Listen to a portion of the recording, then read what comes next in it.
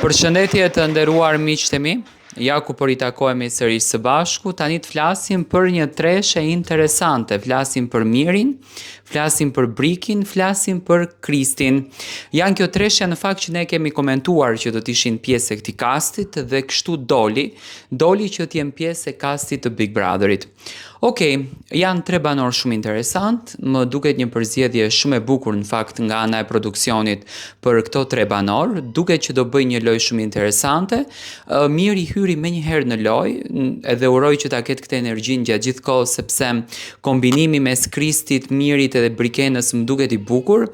Brikena është me një vetbesim shumë të lartë, po më duket që e ka vetëm për lojë, nuk është se e ka një vetbesim të tillë apo e ka si koklartësi.